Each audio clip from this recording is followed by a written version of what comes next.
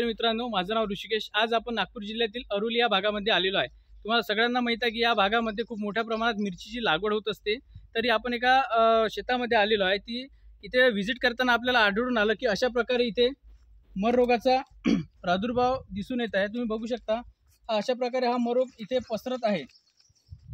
तर या कंडिशन हा मर रोग कशामुळे झाला, तर आतापर्यंत कंटिन्युअसली या भागामध्ये पाऊस सुरू होता आणि आता पाऊस थांबल्यानंतर जसं जसं ऊन तपत आहे, जशी उघाड येत आहे, तसा तसा आपल्याला या रोगाचा प्रादुर्भाव सर्वत्र दिसून येत आहे। तरी यावर नियंत्रण करण्याकरता या स्टेजमध्ये जर आपण ट्रायकोडर्मा व्हिरिडी 5% व त्यासोबत सुडोमोनास फ्लोरोसन्स 5% याप्रमाणे 200 लिटर पाण्यामध्ये घेऊन 500 ग्रॅम प्रति 200 लिटर पाण्यामध्ये घेऊन जर ड्रेंचिंग केली तर आपण या मर रोगावर खूप चांगल्या प्रकारे नियंत्रण मिळवू शकतो।